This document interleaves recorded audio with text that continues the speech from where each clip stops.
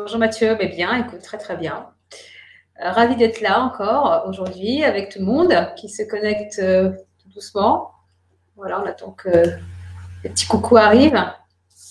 Oui, on va faire le Alors, je te laisse. démarrage. Voilà. On va donc, hop, le temps que tout le monde se connecte. Moi, je vais faire les partages aussi, comme ça permettra à ce que tout le monde puisse accéder au live en même temps. Vous pouvez le faire aussi. Et si vous arrivez maintenant, vous pouvez du coup partager le live. Donc, hop, allez. Exactement, partager le live avec voilà, pour que les personnes puissent suivre en direct. Et puis donc pour rappel, donc hier on a parlé de l'émerveillement. Peut-être que vous pourrez témoigner de qu'est-ce qui vous a émerveillé depuis hier. Et aujourd'hui donc le pardon. Demain on vous a dit que ce sera l'amour avec un grand A. Et peut-être aussi un petit A, on verra tout ça. Et ensuite, on va vous parler de créativité jeudi. Et enfin, de pleine conscience vendredi. Voilà. Bonjour Martine. Donc voilà, les gens se connectent. Partagez en live surtout cette vidéo pour qu'on ait un maximum de commentaires parce que nous, ça nous touche beaucoup. Alors, Mathieu essaie de les lire toujours au fur et à mesure. J'espère qu'on arrive à tenir tout le flux de commentaires. Mais c'est vrai que ça nous fait chaud au cœur parce que c'est comme si vous étiez en face de nous, en fait. Donc, c'est hyper important. Ça n'aurait pas du tout la même saveur si on enregistrait simplement et on mettait après sur Facebook. C'est quand même vachement plus sympa Allez, de vous savoir avec nous. Julien, bonjour. Ouais, non, c'est vrai, ça rajoute vraiment quelque chose. En tout cas, moi, ça me fait la même sensation, la même énergie que si je me retrouvais devant un groupe de stagiaires, comme j'ai l'habitude de faire dans ma vie d'avant et en espérant dans ma vie d'après aussi. Donc, non, c'est chouette. Voilà. Donc, bonjour à tous et super content de vous retrouver encore une fois. Un sujet qui, j'espère, va vous intéresser sur le pardon. Un sujet très complet. Il y a plein de choses à dire sur le pardon et du coup, on va travailler tout ça aujourd'hui. Voilà, j'ai une petite visite. Bonjour Aurèle. Si vous entendez Oui, des j'entends que. ne vous inquiétez pas, il y a une petite tête blanche ici là.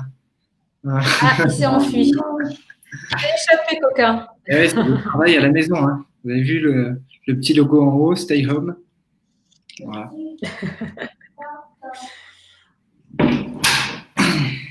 J'ai des modèles ados, donc ils sont sur leurs écrans, ils ne viendront pas me déranger. Le seul risque, c'est qu'ils me prennent de la bande Wi-Fi. C'est tout le seul risque. Non, mais il y a des parents qui ont du vraiment, mal à sortir leurs en enfants termes de. leur iPad, c'est ce que disait Betty tout à l'heure, et nous, on a du mal à l'y mettre.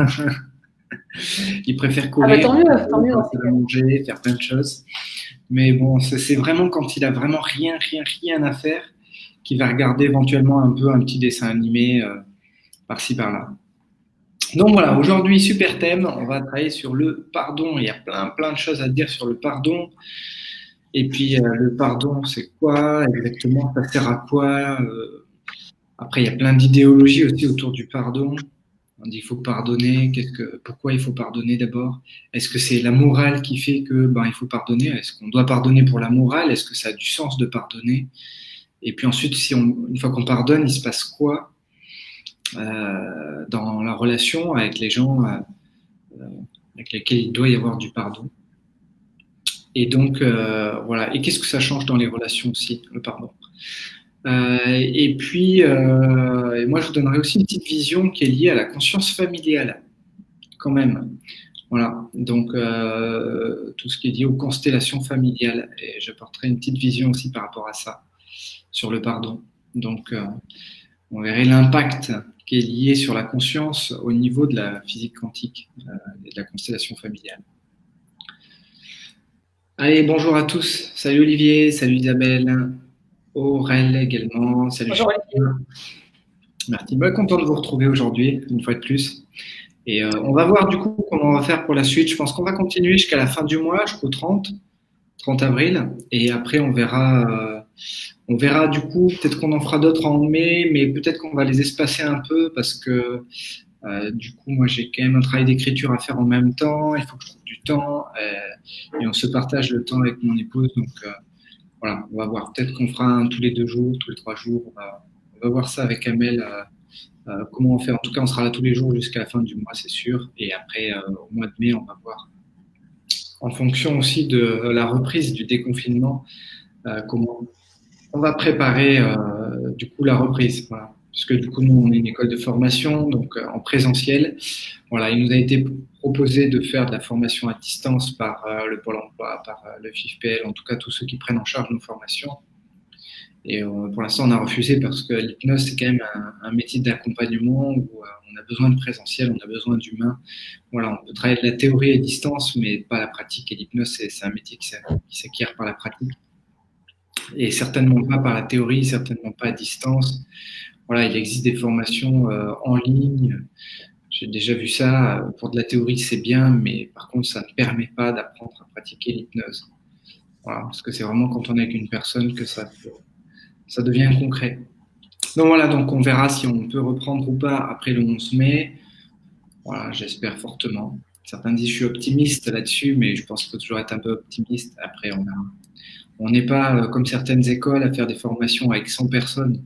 Donc, on a choisi de faire des petits groupes, privilégier l'intimité des petits groupes, le partage, donc limité à 20 personnes, donc souvent aux alentours de 10-15 personnes, entre 7 et 15 personnes en moyenne.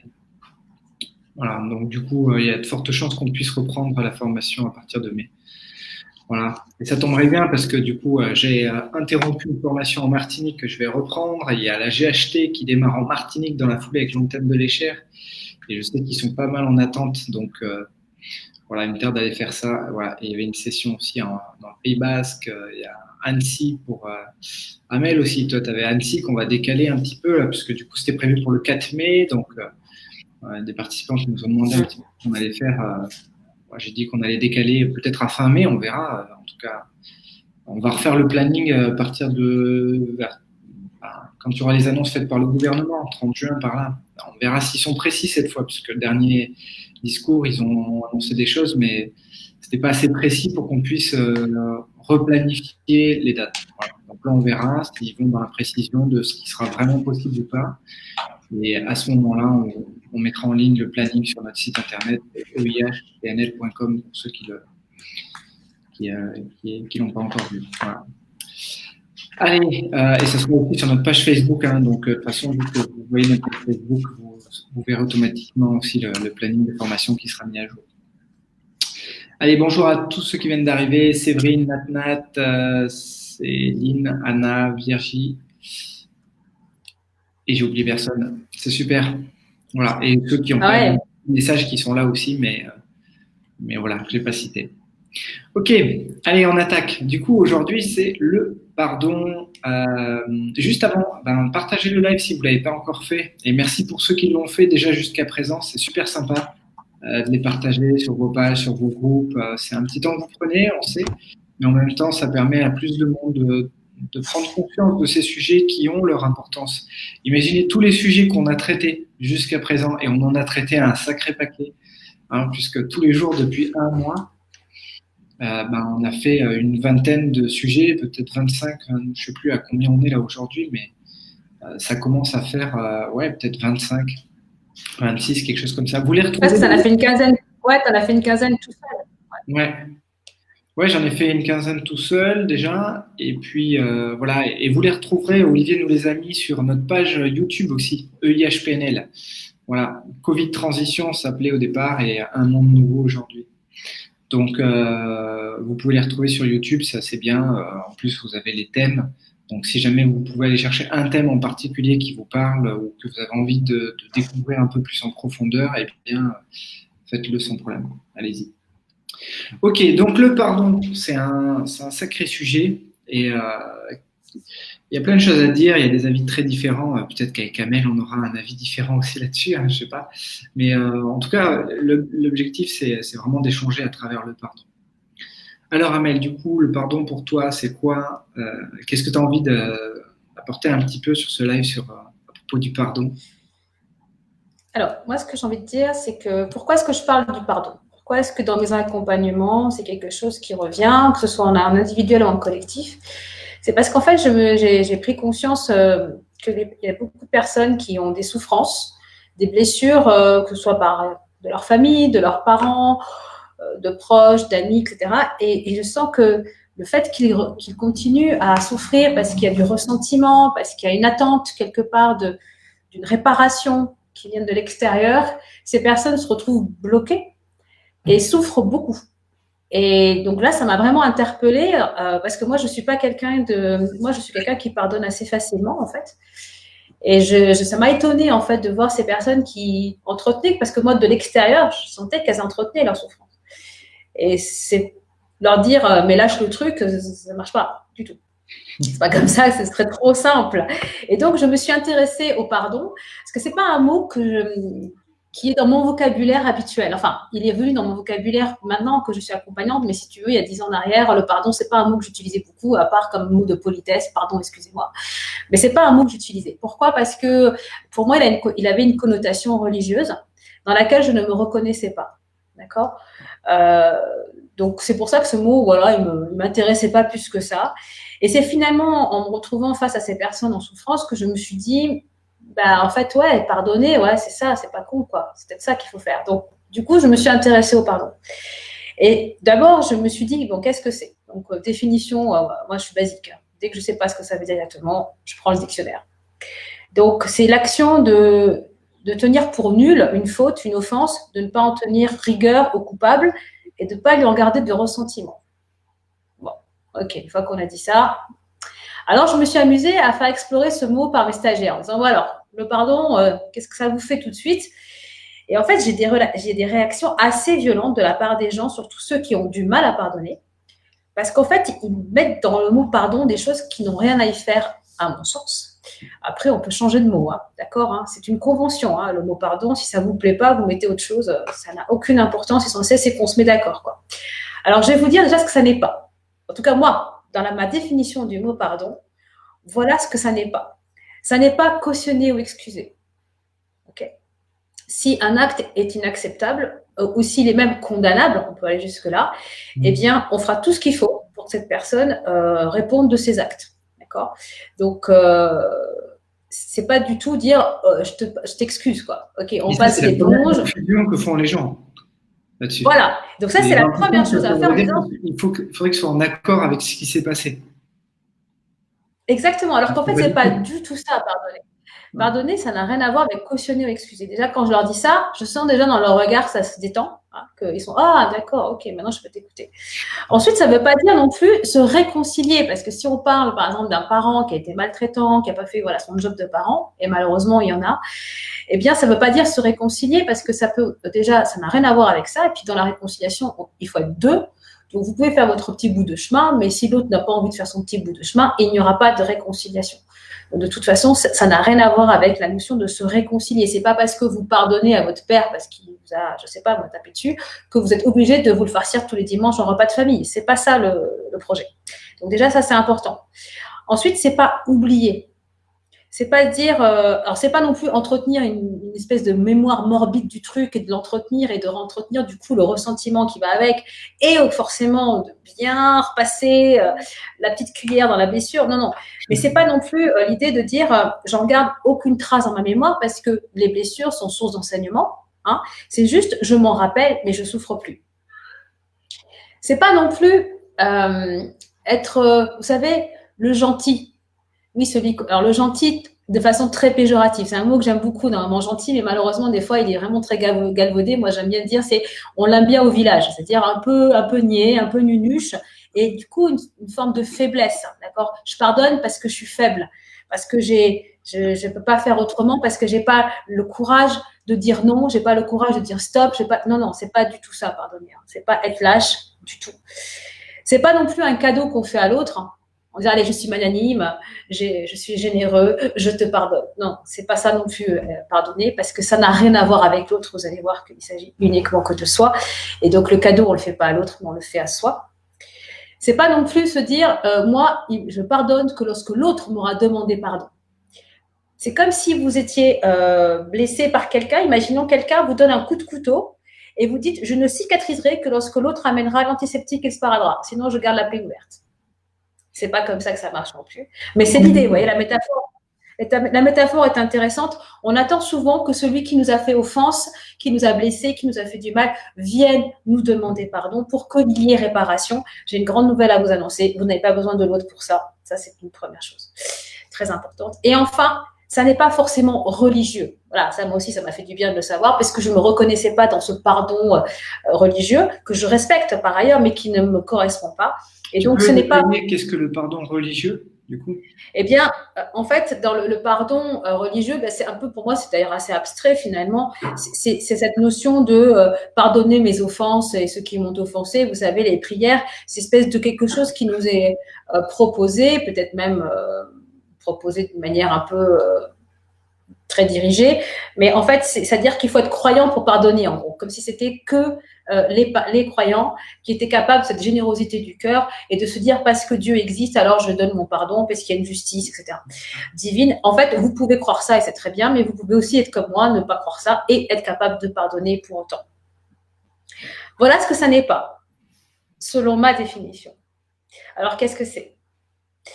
Alors, déjà, pour moi, pardonner, c'est un processus. C'est pas quelque chose, c'est pas une touche on-off. J'adorerais, mais c'est pas ça. Et en même temps, je pense que c'est pas plus mal parce qu'effectivement, c'est un chemin. Pardonner, c'est déjà reconnaître qu'on a mal, reconnaître qu'il y a blessure, reconnaître qu'il y a eu offense, qu'il y a eu quelque chose qui vous a touché et que cette blessure, elle parle de vous. Rappelez-vous les accords Toltec, hein, d'accord? Pas de supposition. De toute façon, si vous avez été blessé, c'est que ça parle de vous. Donc déjà, reconnaître la blessure, ok? Acceptez votre part de responsabilité si vous en avez une, parce que vous pouvez en avoir une. Et attention, ne pas confondre responsable et coupable, hein, ça n'a strictement rien à voir. Être responsable, c'est, je prends l'exemple, je suis en voiture, je suis éblouie par le soleil, je ne vois pas une personne traverser à un moment donné, je la percute. Je suis responsable parce que c'est moi qui suis au volant, mais je ne suis pas coupable parce que mon intention n'était pas de l'écraser. Voilà. Il faut bien comprendre que c'est l'intention qui change.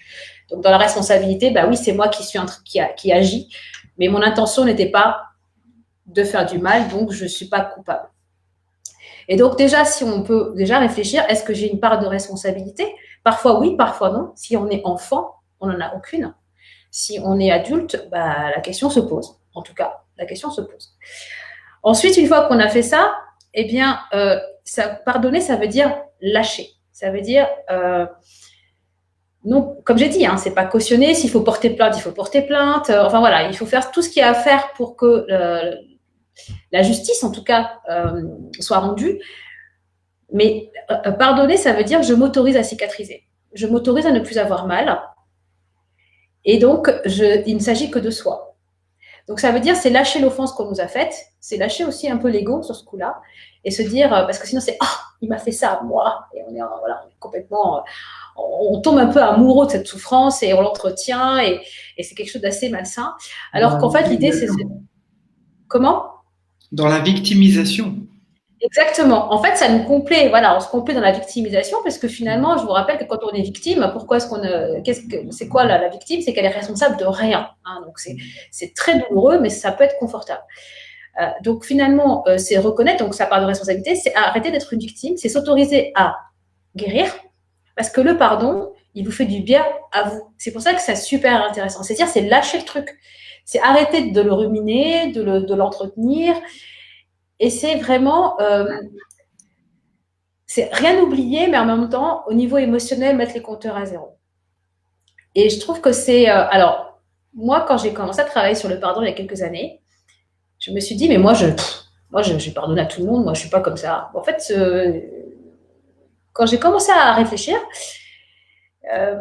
et que je me suis souvenu de trucs qui m'ont agacée, je sentais que c'était toujours là. Je sentais que l'intensité émotionnelle était intacte, comme si ça était arrivé la veille. Ah, en fait, non, ma cocotte, t'as pas pardonné. Et donc là, je me suis dit, mais pourquoi tu retiens? Parce que finalement, c'est ça, c'est un acte de retenir quelque chose. C'est l'inverse de lâcher prise. Et je me suis dit, mais pourquoi je retiens ça? Parce que j'ai été blessée, parce que mon ego a été vexé, enfin voilà. Et parce qu'il y a une part de vrai aussi dans ce que peut-être la personne m'a fait. Hein. Rappelez-vous, ça parle que de soi. Et que j'avais des doutes.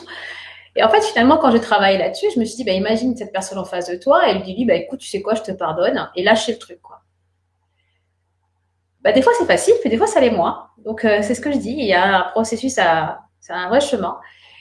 Et il y a déjà, c'est vraiment reconnaître qu'est-ce qu'il y a derrière cette blessure, qu'est-ce qu'elle raconte de moi, qu'est-ce qu'elle me dit sur moi aujourd'hui, et qu'est-ce qui fait que j'y tiens encore. Qu'est-ce qu'elle m'apporte en fait? Quel est le bénéfice secondaire derrière cet attachement que je peux avoir à cette blessure, à cette souffrance? Et puis ensuite, effectivement, c'est l'amour, en fait, l'amour pour soi, parce que c'est pour soi qu'on va se pardonner. C'est se donner de l'amour en disant, mais je serais tellement mieux si je pardonne, en fait. Si je lâche ça, et donc ça va me permettre de cicatriser et d'aller tellement mieux. Donc c'est vraiment la voie de la guérison. Pardonner, c'est un baume cicatrisant, c'est se réparer, c'est tout ça, se pardonner. C'est se réparer, se pardonner aussi, parce que parfois on s'en veut. Ça ne réparait pas tout de suite, mais des fois on s'en veut. Et donc c'est peut-être pour ça aussi qu'on ne lâche pas le truc. Et que c'est plus facile d'en vouloir à l'autre que de s'en vouloir à soi, de manière consciente en tout cas. Et finalement, c'est vraiment la réparation et grandir en fait et lâcher le truc, quoi. Donc moi, je trouve que c'est, oui, je vois le mot transformation de Séverine exactement, c'est se transformer. Donc c'est très très puissant le pardon. C'est très très puissant et ça permet vraiment de dépasser, notamment quand on a eu une histoire, une enfance très dure, c'est de la résilience. C'est dépasser ce on nous a fait quand on était dans une position très vulnérable, où on pouvait rien faire d'autre que subir.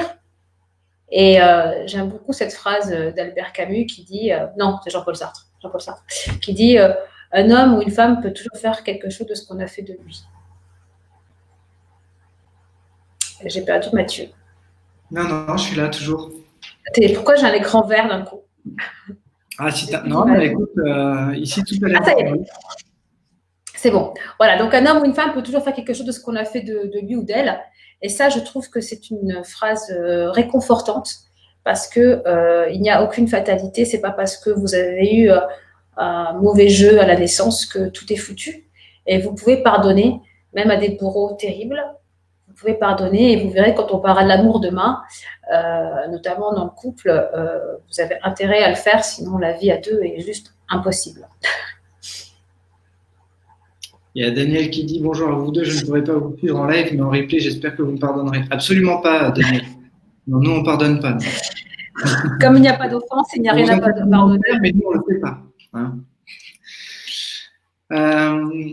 Ouais, c'est très riche. Tu as donné beaucoup de choses, du coup, dans le pardon, tous les tenants aboutissants qu'il y a à l'intérieur. Et moi, ce que j'aimerais relever dedans, c'est le fait que notre conscience, elle reste à charge tant qu'on n'a pas pardonné. Et elle reste à charge, c'est-à-dire, c'est un petit peu ce que tu as dit dans ton expérience quand tu as dit, j'ai refait un point sur des choses que j'avais vécues et puis je me rends compte qu'il y a quand même un truc. Et c'est vrai que souvent en séance, les gens que je vois me disent, c'est passé ça dans ma vie, ça, bon, mais c'est fini maintenant, c'est loin, c'est passé. Et bon, le c'est passé, voilà, ils ont toujours l'impression que le temps fait le travail. Et moi, je leur dis souvent non, le temps fait pas le travail. Le temps enfouit les choses, mais elles sont toujours là. Et après, il y a d'autres façons de faire le travail. Et le travail ne dépend pas du temps. Et donc souvent, je leur remets un peu la tête dans la merde, si je peux te dire. Hein, c'est face à la situation concernée, un peu ce que toi tu as fait seul, du coup.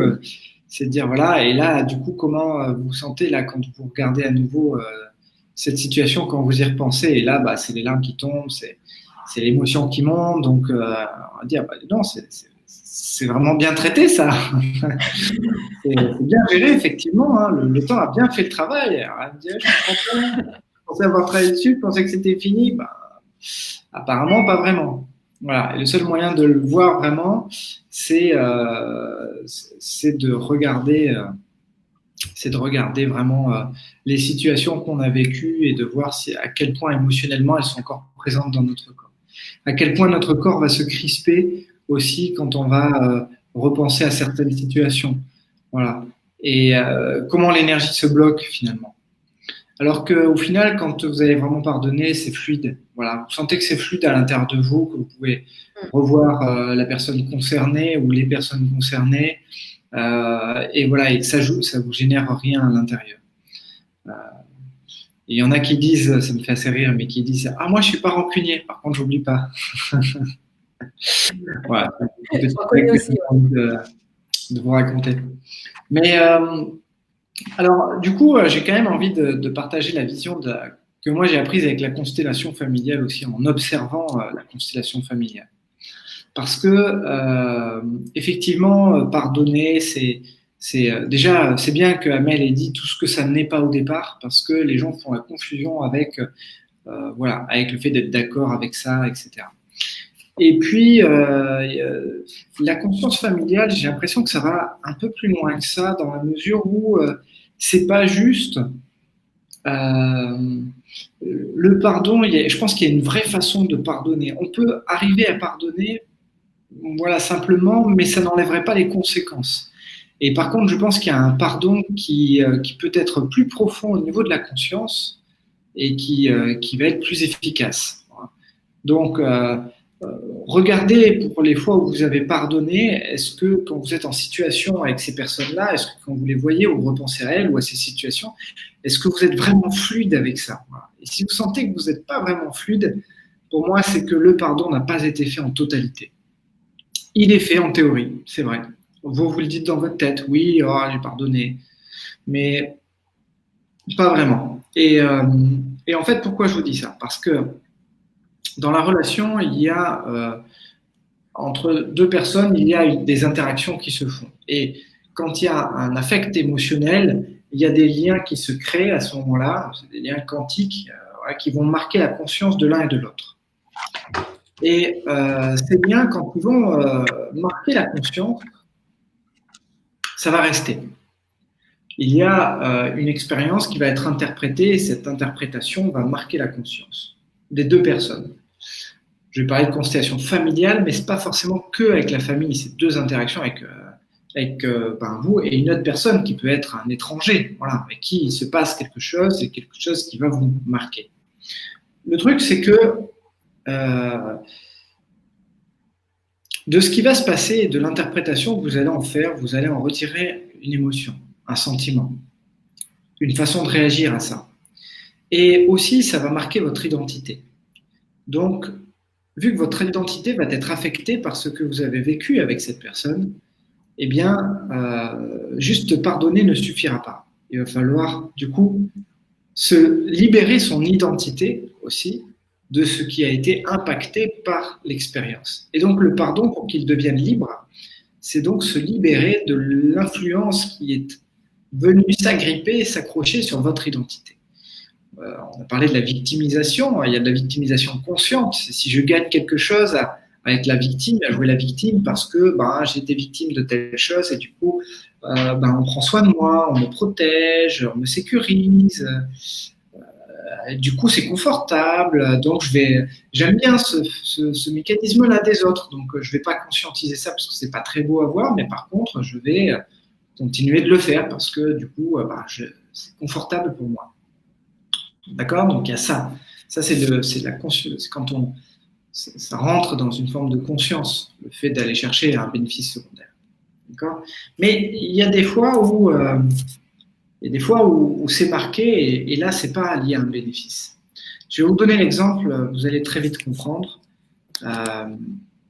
Quand vous avez un enfant qui est abusé par un membre de sa famille, quel qu'il soit, ou même par une personne extérieure, quelle qu'elle soit, cet enfant, quand il est jeune, moins de 10 ans par exemple, ou peut-être même après, qui subit ce genre de choses, en fait, il va vivre un sentiment de culpabilité. Et ce sentiment de culpabilité, voilà, Mel a dit tout à l'heure, on peut être responsable, mais pas coupable. Voilà. Mais ce sentiment de culpabilité, ces enfants le vivent. Et pourtant, est-ce que, d'après vous, il est légitime qu'ils le vivent? Et il y a bien un coupable sur les deux personnes. Sur celui qui a emmené cet enfant à vivre des choses qu'il n'avait pas forcément envie de vivre. Et cet abus. Voilà. Donc il y a bien un coupable. Le problème, c'est que dans cette conscience de groupe qui va se passer, dans cette conscience quantique, ce lien qui va se passer entre les deux parce que c'est fort et parce que ça les a marqués et que du coup ça les marque aussi identitairement l'un et l'autre, eh bien, les deux vont avoir un sentiment qui va être partagé, mais qui va être lié. C'est-à-dire que tant que l'un ne se défait pas du sentiment, l'autre ne peut pas s'en défaire non plus. Et puis, l'enfant va vivre avec cette culpabilité pendant un bon nombre d'années, peut-être même toute sa vie. Donc, souvent, dans le travail, moi, que je fais faire, et quand j'accompagne des gens qui ont vécu des abus, eh bien, en fait, je leur fais rendre ce qui leur appartient pas. C'est-à-dire ce que l'inconscient aurait pris de l'autre. Par exemple, la culpabilité, c'est quelque chose que l'enfant prend alors qu'elle ne lui appartient pas. Elle appartient à l'autre. Et la responsabilité aussi, elle appartient à l'autre. Mais le fait de le verbaliser, ça va permettre de le sortir de la conscience. Et tant que c'est pas verbalisé, eh bien, ça sort pas de la conscience. Alors, il y a des gens qui proposent dans des pratiques thérapeutiques d'aller voir les gens et de leur dire. Moi, je dis surtout pas, catastrophe. N'allez pas faire ça, ni à des membres de votre famille, ni ailleurs. Pourquoi? Parce que l'idée d'aller verbaliser à des gens que vous connaissez ou même de loin,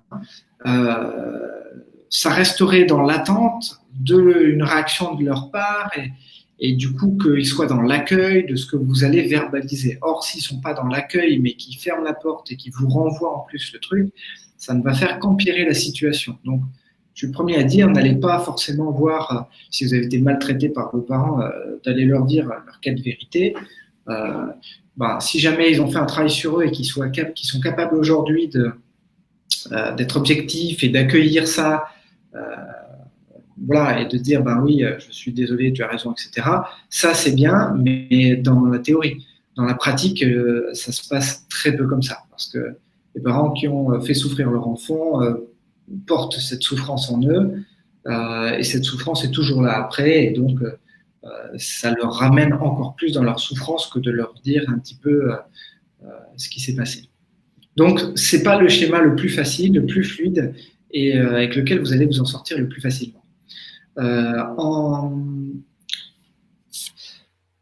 Au Canada, au Québec, ils ont mis en place un processus pour dire, par exemple, quelqu'un qui a été agressé va rentrer en contact avec un agresseur, qui ne sera pas le sien, mais qui est un agresseur, qu'on va aller chercher dans une prison, par exemple, qui a été condamné, et qui voudrait lui aussi faire un travail sur lui pour se libérer de cette charge qu'il porte.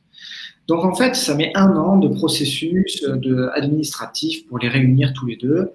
Voilà, et ensuite, donc tout est programmé donc pour que la personne puisse, elle, verbaliser un petit peu, comme si c'était son agresseur. Elle sait que c'est un agresseur et elle va lui dire un petit peu toute la responsabilité qui va avec, et lui rendre un petit peu tout ça et tout ce qui lui appartient. Et lui exprimer aussi toute la souffrance qu'elle a vécue. Et puis l'autre va exprimer aussi des regrets, il va exprimer tout un tas de choses de ce côté-là. Alors c'est bien, mais c'est un processus qui est long, qui prend du temps, et puis après il y a une projection qui n'est pas exactement la même, parce que c'est pas la même personne. Donc ça fonctionne, mais ça prend du temps, c'est lourd comme système. En fait, ce qu'il faut voir, c'est qu'on n'a pas besoin qu'il y ait une personne physique. Et j'ai mis une méthode au point avec un système de dessin qui permet de vous connecter à la conscience de la personne en question. En constellation familiale, ils font même ça avec des Playmobil. Voilà, Playmobil, super outil. Hein. Vous pouvez rigoler. Moi, quand on m'a dit qu'il y avait des séances avec des Playmobil, j'étais mort de rire. Sinon, n'importe quoi, des Playmobil. On va jouer à Goldorak non, c'est juste magnifique. C'est juste, t'arrives, il y a un bol de Playmobil avec, il y a Dark Vador, il y a celui avec le masque, il y a des petits enfants, il y a celui avec l'épée, il y a plein de Playmobil. Et du coup, c'est bien parce que ça te permet vraiment de donner une représentation symbolique de la personne avec qui il y a eu cette altercation, que ce soit dans la famille ou pas. Et en fait, du coup, là, c'est un petit peu comme un jeu de rôle, on peut les positionner aussi, donc ça permet de voir aussi comment on les positionne, comment on se positionne par rapport à eux, ça c'est dans la constellation familiale. Mais ça peut être quelqu'un d'extérieur. Donc le fait de dessiner cette personne, déjà, juste, pas besoin d'avoir fait un dessin très élaboré, mais juste, quelques traits, là, le nom de la personne au-dessus, et de se concentrer sur elle, et de se concentrer, d'être vraiment focus sur cette personne-là, et de lui parler. Vous pouvez être tout seul dans votre chambre, dans votre maison, mais de lui parler à haute voix et de lui dire ce que vous avez à lui dire. Alors, l'idée, c'est pas de Comme a dit Amel tout à l'heure, hein, c'est pas de maintenir une forme de rancœur, de haine. D'accord, on n'est pas du tout là-dedans. Hein, c'est pas l'objectif. Mais par contre, ce qu'il faut, c'est quand même, c'est restituer à l'autre, c'est sortir de sa propre conscience là ce qui s'est agrippé sur notre identité et qu'on porte malgré nous. Voilà. Et le fait de restituer ça, vous allez voir comment ça va vous libérer. Si vous le faites chez vous là pendant ce confinement et que vous avez un moment seul de libre pour faire ça, essayez de le faire. Voilà, faites ce dessin là, et il y a deux choses qu'il faut rendre. C'est la responsabilité et la culpabilité. Mais elle en a parlé tout à l'heure, mais c'est de dire que si vous portez une responsabilité qui appartient à l'autre, vous lui rendez. Si vous portez une culpabilité qui appartient à l'autre, vous lui rendez. D'accord? C'est bien qui appartient à l'autre. Donc, tout ce que vous portez pour l'autre, vous lui rendez. Ça ne veut pas dire je te pourris jusqu'à la fin de tes jours. Hein, ça ne veut pas dire ça. Ça veut dire je vais arrêter, moi, de porter ça, en fait. Voilà. Ça n'appartient pas. Et si vous parlez d'un abus d'un enfant qui a été abusé, eh bien, il n'a pas à porter ça. Voilà. Et donc, il va rendre ça. Voilà, je me libère de ça et je te rends toute cette responsabilité et la culpabilité qui va avec. Maintenant, c'est à toi de la gérer. Et je m'en libère totalement. Voilà. On peut très bien rajouter, je te souhaite de t'en libérer également. Voilà. Mais l'idée, c'est vraiment de se libérer de ça et de se dire voilà, que maintenant, on veut être totalement libre, serein et heureux.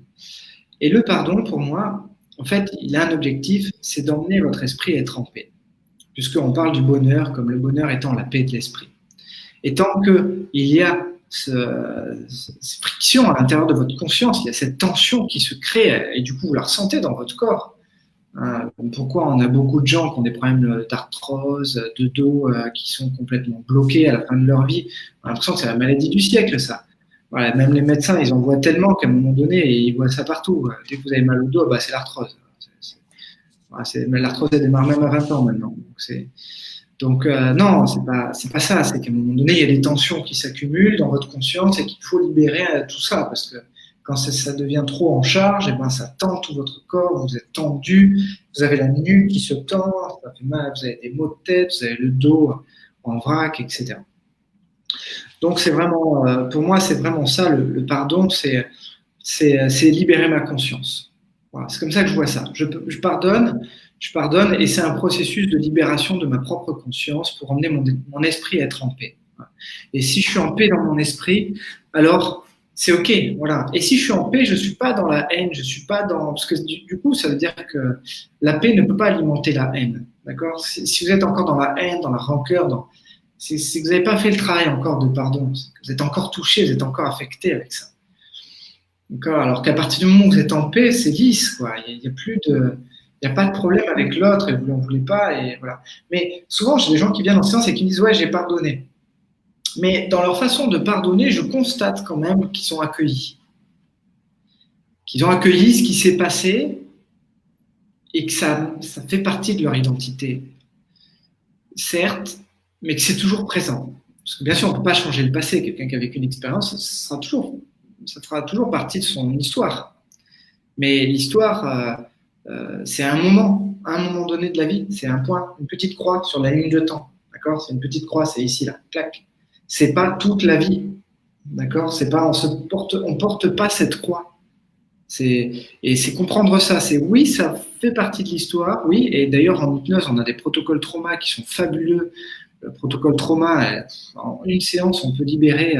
Justement, on parlait d'abus. Un abus va être libéré émotionnellement en une séance. Tous les gros traumas, on va les libérer en une seule séance. Parce que justement, on ne va pas faire effacer le trauma. La croix, elle est là, elle a marqué le temps, elle fait partie de l'histoire, mais par contre, on va enlever la charge émotionnelle qui va avec. Et en hypnose, on demande à l'inconscient de le faire. Ce pardon-là, en fait, c'est lui qui va le faire. On va lui demander qu'il apporte de nouvelles compréhensions, de nouvelles représentations de ce qui s'est passé, jusqu'à ce qu'il y ait une libération émotionnelle totale de ce qui s'est passé. Et consciemment, c'est peut-être un peu plus difficile de le faire. Voilà. Mais pour moi, si je devais définir le pardon, c'est ramener la paix dans son esprit. Le pardon, c'est ça. Et il y a une chose qui est magique, que j'ai constatée avec la constellation familiale, c'est que, en fait, tant que je suis à charge, l'autre est à charge aussi. Et à partir du moment où je me libère, eh ben, d'une certaine façon, je libère aussi l'autre. Donc, lui rendre la responsabilité, la culpabilité, c'est pas, doubler le poids de l'autre, c'est juste se libérer. Et pourquoi? Parce que si on va dans la spiritualité, vous allez trouver le sens de suite. Nous sommes tous un dans la spiritualité. Dans la spiritualité, on dit tous que notre esprit est une fragmentation de l'esprit de quelque chose de plus grand, qu'on appellerait Dieu par exemple, ou n'importe comment. Et si notre esprit est une fragmentation de tout ça, ça veut dire que nous sommes cet ensemble. Ça veut donc dire que tout est juste, qu'il y a un plan à l'échelle universelle, beaucoup plus grand que nous, et que chaque chose que l'on vit peut avoir son utilité. Et d'ailleurs, ce que l'on dit, je suis en train de lire le livre de Donald Watch, comme j'ai dit l'autre jour, là, sur Conversation avec Dieu, et c'est ce qu'il dit dedans, et qui me parle beaucoup d'ailleurs. Il dit de ne pas juger, en fait, de ne pas juger, de ne pas être dans le jugement de ce qui est fait, et que ce qui est fait, du coup, est fait pour des bonnes raisons et pour un plan plus grand. Mais je ne sais plus pourquoi je voulais vous parler de ça, mais ça va me revenir. Ouais, ça y est, ça revient. Donc, l'idée, c'est quoi? C'est que si on est tous un, ça veut dire que nos consciences sont connectées. Et donc, si je me libère, je libère du coup ce poids de la conscience collective et de la conscience à deux aussi. Et pourquoi j'ai remarqué ça? Parce qu'il y a des gens que j'ai vus très proches de moi qui ont travaillé sur leur conscience familiale, les liens avec leur mère, par exemple. Et ce qui a été bluffant, c'est qu'elles ont fait ce travail-là de libération, de vécu avec leur propre mère et leur mère que je connaissais. Et quand j'ai vu comment leur mère avait changé radicalement d'état d'esprit, était devenue souriante, agréable, très positive, alors qu'avant elle était un peu écrite, un peu perdue à l'intérieur d'elle. Et pourtant, il n'y a pas eu de travail ensemble, elles n'ont pas communiqué ensemble sur le sujet. Ça s'est fait à distance. Elle a juste fait ça avec sa mère c'était des Playmobil à l'époque, à ce moment-là, et ce travail s'est fait. Et d'un autre côté, moi, j'ai constaté le changement sur la mère. C'est moi qui l'ai fait remarquer d'ailleurs. Et j'étais bluffé de ça. Et en fait, c'est logique. Imaginez-vous, vous êtes un parent et vous avez un enfant. Et puis, vous étiez beaucoup en souffrance quand vous l'avez élevé, et là, votre enfant a beaucoup souffert par votre faute. Parce que vous étiez sous stress, dans la colère permanente, et vous avez déversé votre colère parce que vous ne gérez pas vos émotions, votre stress, etc. Et puis, vous voyez quand même que ça a affecté vos enfants. Vous voyez qu'ils ont été affectés par cette éducation et par aussi la souffrance que vous avez lâchée sur eux, etc. Et puis, le problème, c'est qu'ils sont grands. Ils ont 18 ans, 20 ans, 25 ans, ils vivent leur vie, mais vous voyez toujours la souffrance dans leurs yeux. Vous voyez la souffrance dans leur vie et du coup, les problèmes qui génèrent de ça dans leur vie familiale, de couple, etc. Et puis, sauf que vous savez que vous ne pouvez plus rien faire. Vous êtes impuissant dans cette situation. Vous ne pouvez plus rien changer. Et du coup, vous allez voir cette souffrance, et ça sera votre souffrance à vous. Sauf qu'un jour, cette personne va faire ce travail. Elle va se libérer. Ce jeune va se libérer. Et quand il se libère, en lui, il y a un poids qui se libère. Et il se remet à vivre. Et vous êtes le parent. Et vous savez qu'il est totalement libre de ce qui s'est passé. C'est comme si là, ça avait un peu... il s'en était libéré, c'est fini, quoi. Il ne porte plus cette croix. Imaginez juste ce que vous ressentiriez à ce moment-là. Quand vous verriez dans ses yeux qu'il n'y a plus l'impact de ce qui a été fait. Quand vous allez ressentir dans votre corps, dans votre cœur, que votre enfant ne porte plus cette croix. Et qu'il aspire maintenant au bonheur et qu'il est beaucoup plus heureux et ouvert. Imaginez là ce qui se libère en vous. Alors vous le voyez, ça se libère parce que vous le voyez sur l'autre, mais même si vous ne le voyez pas consciemment, vos inconscients se parlent et communiquent. Et ça n'a pas de frontières, ça n'a pas de limite de temps pour se déplacer, c'est instantané.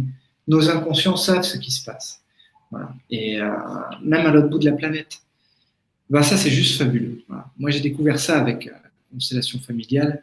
Et du coup, je voulais vous en parler parce que comme on parle du pardon, et je me dis, le pardon, il ne faut pas que ça reste théorique. Voilà, il faut que ça rentre en profondeur dans votre conscience et que ça se libère, que ça libère votre esprit dans la profondeur de tout votre être. Peut-être Kamel, tu veux commenter, après on va lire les commentaires. Ouais, je voulais juste dire deux, trois petites choses. Déjà, j'ai deux citations que je trouve qui vont vraiment dans le sens de ce que tu viens de dire. Victor Hugo nous dit dans L'art d'être grand-père, le pardon, quel repos. Et puis, il y a aussi une citation. Le pardon, quoi? Qu'est-ce qu'il a dit? Quel repos. Quel repos, ah ben oui. Et le pardon ne change pas le passé, il élargit les horizons du futur. Alors, pour reprendre ce que tu disais sur la symbolique, tu parlais donc de la constellation familiale, aussi de dessiner la personne. Il y a plusieurs façons de faire. Bon, ça marche, hein, c'est sûr, ça marche. Mais je veux dire, il y a plein. C'est quelque chose qui a déjà été proposé par différentes personnes et différents courants. Il y a la méthode Esper qui propose une restitution symbolique de ce qui nous a été transmis, qui est du poison pour nous parce que c'est pas à nous en fait et que ça nous fait du mal. Donc il y a tout un protocole en fait de restitution symbolique de ce qui n'est pas bon pour nous. Alors la personne elle est accompagnée pour ça. Hein, c'est plus difficile à faire tout seul on va dire.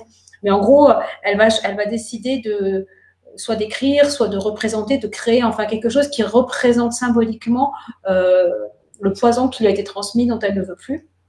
Et elle va le rendre symboliquement. Donc, soit il y a plusieurs façons de faire. La personne peut être décédée, donc ça peut être juste le brûler, l'enterrer. Ça peut aussi être le donner, même comme ça, mais sans attendre de retour, sans forcément provoquer un dialogue quelconque, parce que comme tu l'as dit, confronter la personne qui nous a fait du mal n'est pas forcément le meilleur moyen, voire même c'est catastrophique. Ouais, c'est trop difficile. Donc ça, c'est un moyen. Donc la restitution de la méthode Esper, donc tout sur la symbolique, c'est super intéressant parce qu'encore une fois, notre inconscient comprend la symbolique et se libère de ça. Il y a aussi la méthode Ho'oponopono, alors que j'aime bien parce qu'elle est rigolote, mais donc c'est une sagesse aussi, hein, une sagesse ancestrale. Des Ho'oponopono, un peuple insulaire, je ne sais plus trop, dans le Pacifique. Et eux, ils disent, en fait, ils considèrent que le pardon, c'est non seulement je me répare, mais je répare l'autre. C'est ce que tu viens de dire, hein, exactement. C'est-à-dire, je me répare et je peux aussi réparer l'autre là-dedans. Donc, en fait, comme on est tous connectés. Et donc, le Ho'oponopono, c'est un mantra. C'est dire je suis désolé, je te demande pardon, je te remercie et je t'aime. Donc, il faut dire ces 4 phrases-là en venant du cœur. Ça peut être même chanté. Et c'est ce que veut dire Ho'oponopono. Et l'idée, c'est de demander pardon parce qu'on peut avoir offensé sans l'avoir voulu. Hein, vous savez, ça peut nous arriver d'être maladroit. Donc, on peut aussi demander pardon parce que ça permet aussi à l'autre de se réparer peut-être un peu plus vite. Et puis et de pardonner aussi en retour. Donc, finalement, donc je suis désolée, je te demande pardon, je te remercie et je t'aime. C'est la méthode Ho'oponopono qui peut sembler un peu naïve, mais c'est pareil, c'est symbolique et ça a pour objectif de se réparer et de réparer l'autre. Par contre, quand vous faites ça, ce qui est très important, c'est de le faire avec 100% de votre attention. Il faut que vous soyez vraiment connecté à l'autre. C'est pas juste, je le dis, je le verbalise. Non, bien sûr. Pour marquer la conscience, il faut être vraiment connecté à l'autre, voilà, et il faut dire sincèrement, il faut être dans la sincérité des mots. Hein. Si vous que répéter ce que vous avez vu sur Internet ou ce que vous dites à Mel, ça ne marchera pas. Il faut vraiment. Et puis, il faut que ça vous parle, parce que ça peut parler à certains et pas à d'autres. Il faut vraiment choisir le canal qui vous convient pour que vous soyez totalement à la fois sincère et entier dans votre démarche pour que ça fonctionne, comme tu dis, marquer les consciences. Donc, en fait, on se rend bien compte que suivant le mal qu'on a pu recevoir, ça peut être compliqué de se libérer tout seul. On a peut-être intérêt, effectivement, à aller trouver un hypnothérapeute ou des constellations familiales ou des formateurs en méthode Esper. Enfin, il y a plusieurs chemins possibles. En tout cas, être accompagné, c'est pas mal parce que des fois, la douleur est trop forte, trop intense pour qu'on soit en capacité de guérir seul. Et puis peut-être aussi pour aller plus vite. On va pas se mentir. Hein. Tu l'as dit, le protocole trauma, c'est quelques secondes. L'effet est instantané. Pourquoi galérer pieds nus sur des chemins de pierre coupantes alors qu'on peut tout à fait prendre un raccourci et qui nous amène au même résultat en un temps record. Voilà, soyons pragmatiques. L'hypnose donne des résultats exceptionnels, vraiment spectaculaires là-dessus. Donc, c'est pas une fatalité, c'est la bonne nouvelle. Si vous êtes coincé dans que vous n'arrivez pas à pardonner, eh bien, sachez que c'est possible. et que vous pouvez trouver la paix, parce que c'est ça, c'est vous qui gagnez là-dedans. C'est vous qui gagnez. Allez, je vais lire les commentaires. Il y a aussi ceux qui écrivent des lettres aussi, qui débrouillent après. Dans la méthode de restitution d'espère, tu peux écrire une lettre, ça peut être ça aussi. Ça peut être écrire une lettre, la brûler, l'enterrer. Voilà, tout ça, symboliquement, ça revient au même. C'est juste. Ouais, vous avez aussi du coup qui a été fait par Jacques Martel, enfin initié par Jacques Martel. Les bonhommes allumettes, ouais. Les bonhommes allumettes aussi, voilà, pour couper les liens aussi. Bon, ça marche mieux sous hypnose, ça, quand même. Hein. Ah bah ça c'est sûr qu'il vaut mieux faire une séance d'hypnose où là bon c'est plus facile parce que on traite de ça au niveau de l'inconscient que de faire soi. Mais vous pouvez déjà commencer par faire soi ou tout seul. Vous voyez ce que ça donne. Si vous sentez que vous êtes complètement libéré, super. Si vous voyez que vous n'arrivez pas à le faire seul, allez voir quelqu'un pour le faire. Et surtout si c'est un trauma lourd, faut pas hésiter. Allez, du coup, Anna qui disait entièrement d'accord avec les propos d'Amel pour ma part. Le pardon, c'est simplement une sorte d'acceptation de passer à autre chose. Ça, c'était au tout départ quand tu as parlé. À mon sens, c'est une ancienne souffrance. Le pardon, dit Nat. Séverine, il y a pardonner à quelqu'un, mais aussi se pardonner à soi. Pour moi, pardonner, c'est un début de transformation. Complètement. Martine, comment savoir si on a vraiment pardonné ? Eh bien, ce qu'on disait, Martine, en fait, moi, je t'invite à te remémorer la situation dans laquelle tu as vécu ce que tu as vécu avec la personne concernée. Alors, soit te la remémorer, ou soit juste penser à la personne en question. Peut-être penser à la personne en question, c'est peut-être plus facile, juste. C'est-à-dire, voilà, j'imagine aujourd'hui, si c'est quelqu'un que tu revois, eh ben, qu'est-ce que tu ressens dans ton corps quand tu la vois ? Voilà, comment tu te sens quand tu communiques avec elle ? Est-ce que ta communication est influencée ? Est-ce que du coup tu sens que tu es un peu mauvaise avec cette personne-là ou pas ? Et si c'est quelqu'un que tu ne revois pas, ben juste pense à cette personne-là, ferme les yeux, pense à cette personne-là, voilà, qu'est-ce qui te vient, qu'est-ce que tu ressens à ce moment-là ? Si tu es en paix, c'est que c'est OK. Si jamais c'est pas totalement en paix, c'est que c'est pas totalement pardonné. Séverine, j'ai testé cette technique de pardonner à haute voix, notamment à une personne défunte, et cela a modifié la perception de moi-même. À la fois mon esprit, mais aussi cela m'a libéré corporellement. L'anorexie guérie, c'est comme un poids qui partait, un espace qui se libérait. C'est quelque chose que l'on ressent intérieurement, et en l'occurrence, la personne défunte s'est elle aussi libérée de sa culpabilité de ne pas avoir su être une bonne mère. Félicitations Séverine, en tout cas pour ce travail, parce que c'est quand même pas un petit travail que tu as fait, donc chapeau. Valérie, c'est bien dans la matière que l'on souffre, car l'esprit ne connaît pas la peur ni la haine. C'est un néant. C'est ici qu'il faut travailler pour avancer, pour l'éveil, et il n'y a que le silence en soi qu'il faut accueillir. J'ai fait une constellation familiale pour des amis, j'ai été bluffé de mes gestes comme si j'étais téléguidé. Ça a libéré leurs émotions vers une compréhension comme l'hypnose, ça nous met en paix et dans l'amour. Oui, parce que dans la constellation familiale, il y a plusieurs façons de la pratiquer. Il y a les séances de groupe où là, vous avez un public et vous allez chercher des gens dans le public qui vont symboliser les personnes avec qui vous avez en tout cas avec qui vous voulez travailler, sur lesquelles, admettons, vous voulez travailler avec votre famille, avec vos parents, eh bien, vous allez chercher dans le public quelqu'un qui va symboliser votre mère, et quelqu'un qui va symboliser votre père. Puis vous allez les placer géographiquement. Voilà. Donc eux se mettent à... En fait, il y a une projection de la conscience qui se fait à travers ces personnes-là. Et là, ils se mettent à bouger, ils ont envie de dire des choses, ils ressentent des choses. Voilà, donc on fait vivre un peu tout le monde, on fait parler un petit peu tout le monde. C'est assez étrange, hein. Voilà, mais c'est ça. Christelle qui dit, est-ce que pardonner veut dire forcément aller vers la personne ? Pas du tout, Christelle. Non, pardonner, pour moi, c'est se libérer. C'est libérer son esprit de ça.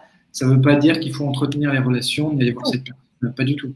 Ça peut être même le contraire. Moi, j'ai des personnes à qui j'ai pardonné, mais je n'ai pas du tout de revoir parce que ce pas des personnes qui sont intéressantes pour moi. Voilà, on est trop divergents, on n'a rien en commun.